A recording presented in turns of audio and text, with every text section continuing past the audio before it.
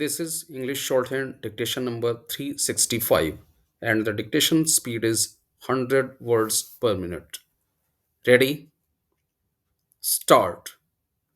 We have heard the learned senior counsel appearing for the appellant and the learned additional solicitor general for the respondents. We have perused the pleadings, documents, and judgments.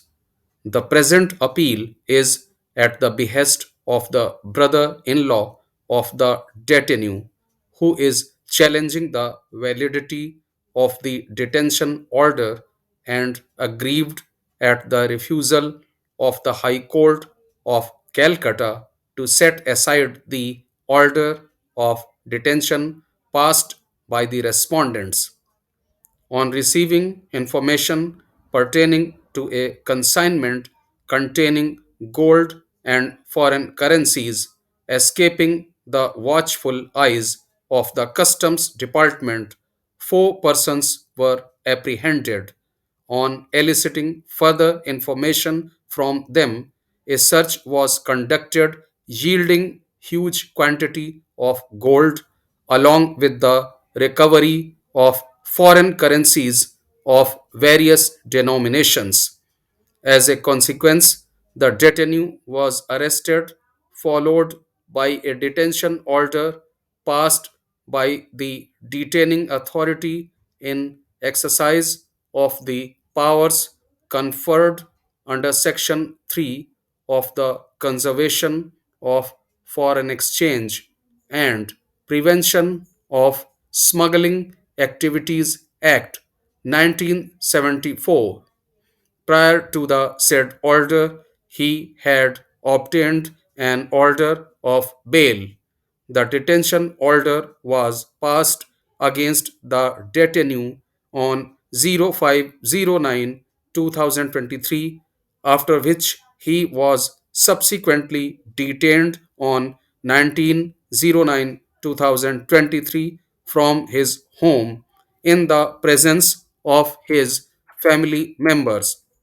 Following the heels of the said order, the respondents made an endeavor to serve the grounds of detention along with the relevant documents on 2009 2023 with due translation in the Bengali language. The détenu, who was in a correctional home, firmly refused to receive them despite persuasive attempts made by the respondents. A panchnama was prepared, and before its due execution, another abortive attempt was made to make him receive the grounds of detention along with the relevant documents. The détenu reiterated his earlier stand.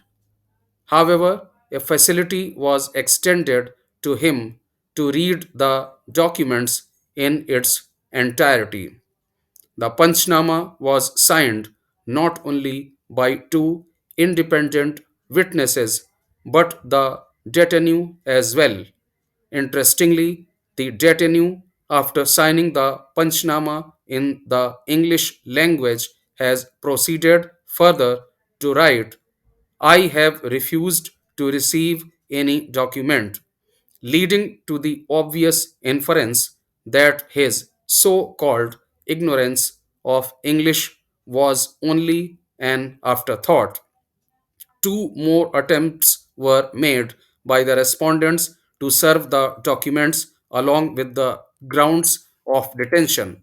After refusing to receive the same on 03/10/2023, it was finally received by him on 10/10/2023.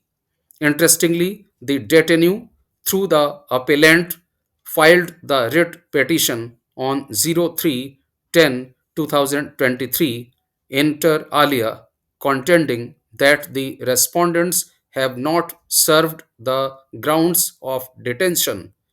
The division bench of the High Court of Calcutta dismissed the writ petition inter alia, holding that it was the detainee himself who had refused to receive the grounds of detention, a fact clearly indicated and proved through the Panchnama.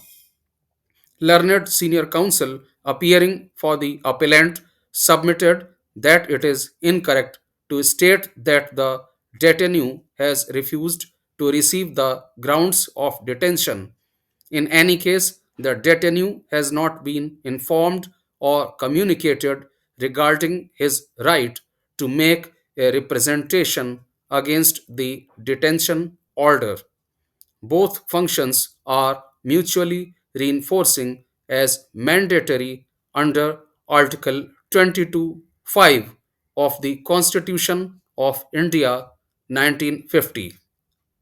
Not all the relevant materials have been served on the detainee, such as the telephonic conversation between the detainee and others. The grounds of detention could have been served on the family members of the detainee even on the first occasion.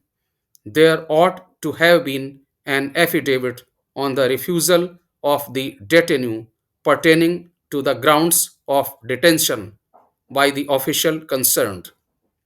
On the question of the contents having been read over to him and being read by him, an order of detention being an exception, if two views are possible, the one in favor of the detainee should find favor with the court. Article 22(5) of the Constitution of India can broadly be divided into two parts. Of these two parts, there lies an underlying duty and obligation on the part of the authorities in not only serving the grounds of detention after due service of the detention order and communication of the grounds of detention along with the documents relied upon in the language which he understands, but also for the purpose of affording him the earliest opportunity of making a representation questioning the detention order. Therefore, the first part involves the bounden duty of the authorities in serving the grounds of detention containing such grounds which weighed in the minds of the detaining authority in passing the detention order. In doing so, adequate care has to be taken in communicating the grounds of detention and serving the relevant documents in the language understandable to the detainee. The second part is with respect to his right of making the representation. For exercising such a right, a detainee has to necessarily have adequate knowledge of the very basis of the detention order. There is a subtle difference between the background facts leading to detention order and the grounds of detention. While the background facts are not required in detail, the grounds of detention which determine the detention order ought to be found in the grounds supplied to the detainee. In other words, the knowledge of the detainee is to the subjective satisfaction of a detaining authority discernible from the grounds supplied to him. It is only thereafter that a detainee could be in a better position to take a decision as to whether he should challenge the detention order in the manner known to law. This includes his decision to make a representation to various authorities, including the detaining officer. Therefore, an effective knowledge as being a detainee is of utmost importance.